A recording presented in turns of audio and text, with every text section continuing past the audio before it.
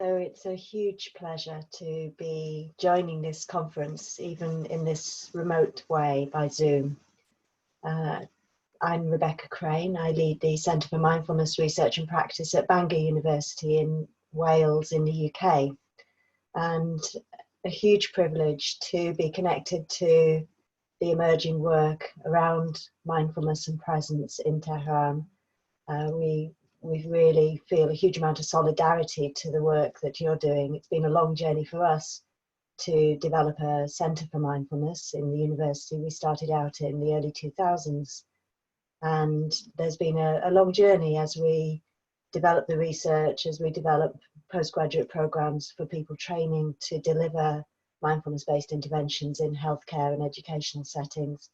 And there's been a lot of learning along the way, and I want to just share a few threads of that today. I love the theme of your conference, the role of presence in health and happiness. That title was so beautiful. And what I felt was most helpful in terms of focus for this talk was to share with you the journey of the development of mindfulness-based cognitive therapy in the UK, which I feel is just a really lovely example of empirical science being applied to the impact of giving kindly a presence to experience. So mindfulness-based cognitive therapy was developed really from the 1990s onwards through very careful clinical research on what causes depression. So why are some people more vulnerable to depression than other people? And why, once people have had depression in the past, do they have a heightened vulnerability of depression? What actually is triggering depression, and what keeps it going once depression is embedded within somebody? So mindfulness-based cognitive therapy really understands that there's two main mechanisms that are creating depression. One of these is the critical, judging, ruminating mind, a sort of mode of mind that is very useful actually in many aspects of our life. It helps us to navigate, it helps us to figure out difficulties and challenges, it helps us to problem solve and analyze. But when we apply this mode of mind to our inner personal being, it becomes very counterproductive, very toxic. So we actually, in truth, we cannot fix sadness, we cannot fix grief, we cannot fix a sense of lack of ease within our own beings. These are human experiences which are just part of the reality of being human. And if we begin to apply this critical judging mind to these states, we end up in actually just deepening our own sense of unsatisfactoriness with the present moment and cascading our mood down through that process of ruminating mind. So this is one key mechanism, is the ruminating, judging mind. And if in many ways you could see it as the very opposite of kindly presence. So the other key mechanism is a mode of not wanting to be in touch, a mode of avoidance of experience.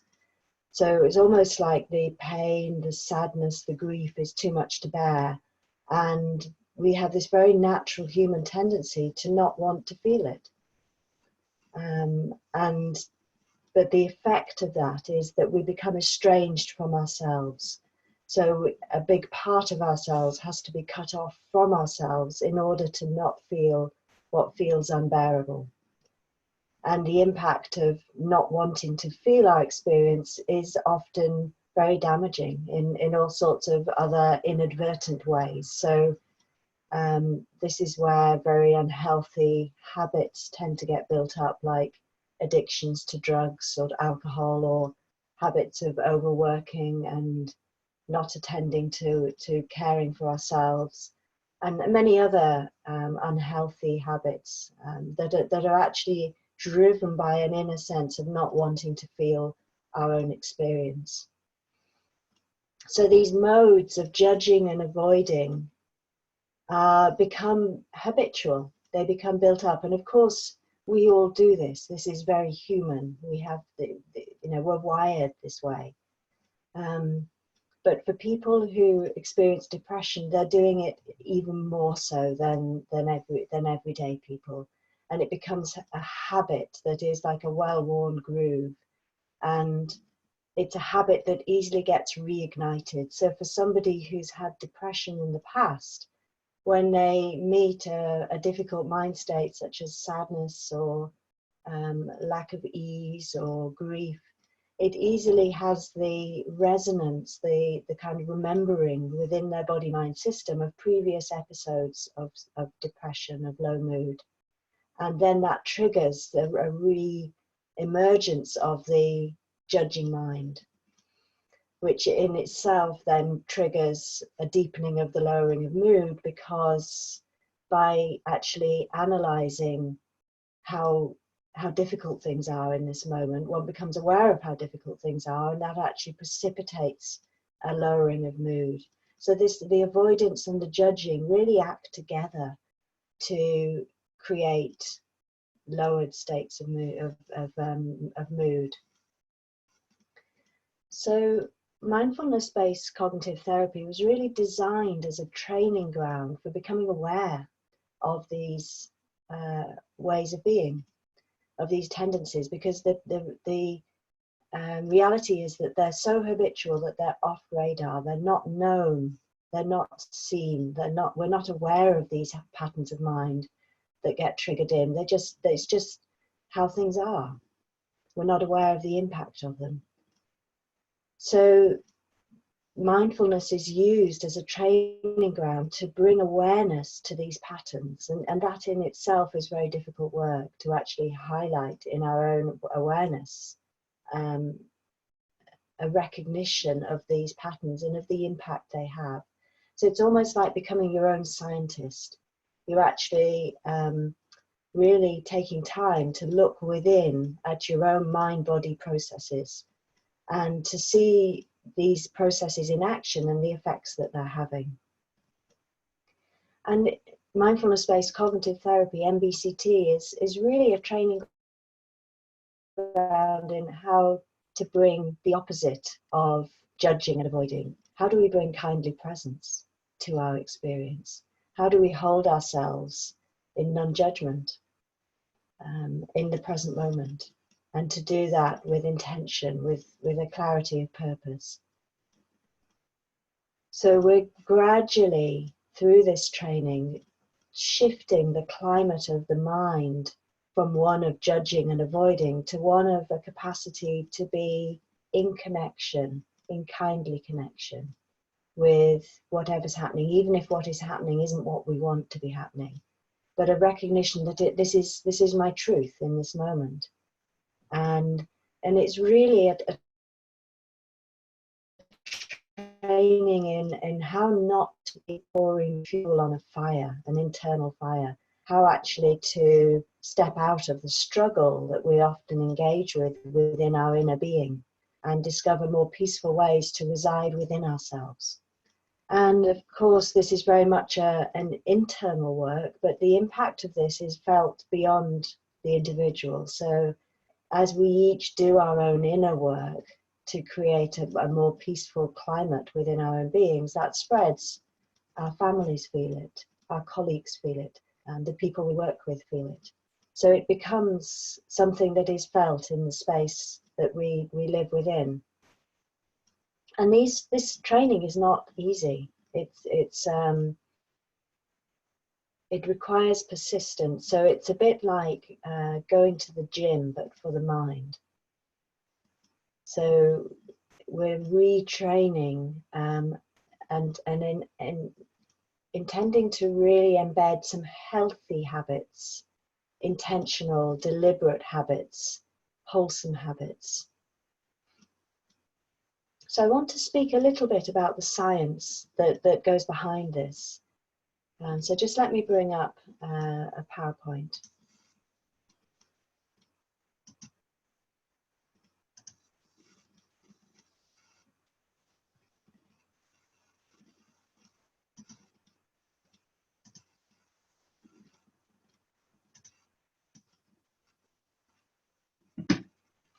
So just first of all, I probably don't need to name this, but just to name it for all of us, that depression is a huge, huge problem, certainly in the UK, and I know that this is probably true in Iran, true in many countries, that actually it's an increasing problem and may well be one of the casualties of our education system, which is really training us in very skillful ways to be greater problem solvers. But we're not really counteracting that by giving our young people skills in how to be at peace within themselves. And there's probably many other causes that are creating these challenges. And we know that the depression is, the onset of depression is certainly in the UK becoming lower. So younger people are becoming depressed, and the earlier the onset of depression, the more risk there is over the lifetime. And MBCT is very much set up to be a preventative intervention. So it's for people who have a carrier vulnerability to depression. It's intended to help them stay well in the long term. So the first clinical trials of MBCT took place in 2000 and then a replication in 2004. And the setup of the study was essentially to really test, when compared with treatment as usual, what impact does MBCT have? So participants were randomized into MBCT or treatment as usual. They were at the group in the MBCT arm were offered the intervention and then followed up for a whole year. Both groups were followed up for a whole year, and to test how many participants relapsed into depression. And in both of these trials, the replication study had very similar results. The likelihood of depression was half that in the MBCT arm. So this was a very compelling result, because the expected rate of depression for people who've had depression in the past is known to be between 70 and 90% within that year. So halving that is a really powerful result. Since then, there's been a lot of other trials. So Willem Kijken at the Oxford University Mindfulness Centre led a trial which brought together all the MBCT research that had replicated that original design. So this is 9 studies in total with 1,258 participants. It's an individual patient data meta-analysis. And what this research, when you bring all the data together, for the trials where there's no active control, so MBCT is being compared to treatment as usual, there's a 31% risk reduction. Trials where there's an active control, i.e. another group intervention where you wouldn't expect there to be such a strong result, there's still a 21% risk reduction. And in trials where MBCT is being compared to antidepressants, there's a 23% risk reduction. And actually, just to stay there, the trials of MBCT compared to antidepressants have given evidence that MBCT and antidepressants are equivalent. Both are as effective as each other in preventing depression. And that's a really important result. For some people, actually, antidepressants is a treatment of choice. For others, a psychoeducational intervention such as MBCT would be a treatment of choice. And really important that there are choices for people, and particularly for women, maybe who are moving through childbirth years, when taking medication is maybe contraindicated, then MBCT would be a very good alternative intervention. And for many people, the added life benefits of an intervention such as MBCT, which is about preventing depression, but it's also about your whole way of being in the world, would provide huge added benefits compared to taking medication. So the other piece within this is that for those people within the cohorts of participants who had higher levels of vulnerability had much higher levels of risk reduction. So people with residual depression, people with treatment-resistant depression, people who'd had childhood trauma all had greater levels of benefit to MBCT. So in addition to the depression prevention evidence, there's also growing evidence of MBCT's effectiveness with a number of other related areas, including people with current depression episode, residual depression, treatment-resistant depression, anxiety, which is so often comorbid with depression, bipolar, and suicidality. And there's also evidence for MBCT in a number of other areas, and this is not a comprehensive list, but just an indicative list of areas where MBCT is being researched. So the trials in these areas are not as gold standard as that in the depression context, but there's indicators of really strong potential for future research. So we know that this is an effective depression prevention intervention, particularly for those who have heightened vulnerability to relapse. And we know that MBCT does no harm when offered to people with current depression, with anxiety, and with PTSD. So one of the key challenges, that we've been focused on as a centre and as a field within the UK is linking this evidence to policy. And we have a government body which recommends the interventions that should be available free at the point of delivery to within our health service.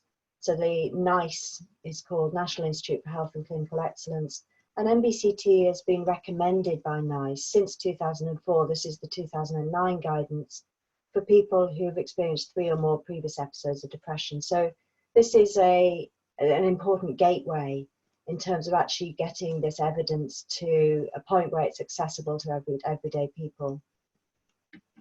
The reality is that we've still got a long way to go in the UK in terms of actually ensuring that when people go to their GP and with depression, that MBCT is one of the treatment options on the table. So we've done quite a bit of work to investigate the process of implementation within routine services. And this is the website that came out of one of our research studies, and I really recommend it to you because it's got a lot of resources in that gives practical information on how to get an MBCT service going.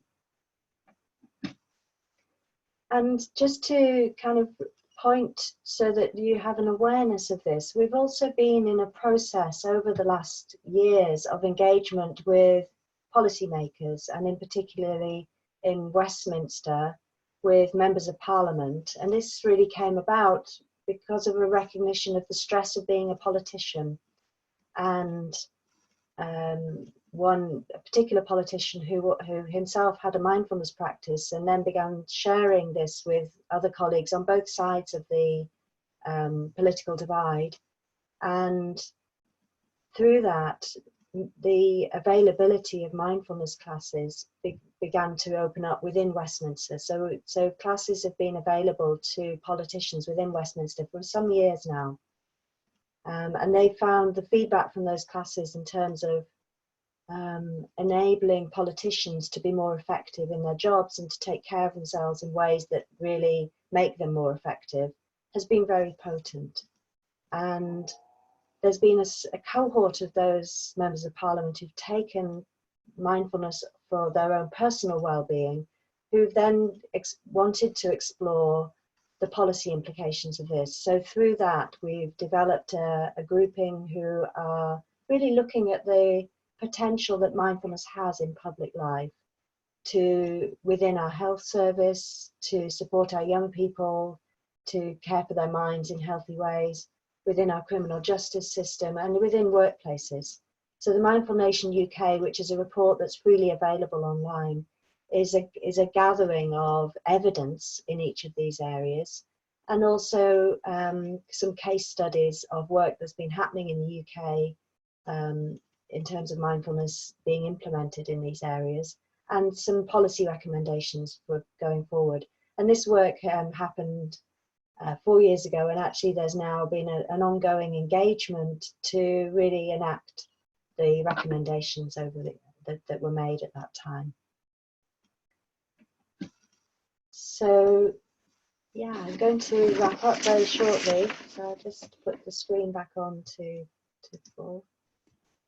So it's been a huge pleasure to connect in with you in this way, and I really wish you well for this day of exploration and discovery on the role of presence in health and happiness. From my own perspective, I feel that actually it's an absolutely necessary condition for health and happiness, that we are able to bring kindly presence to ourselves and to each other, and the world needs this.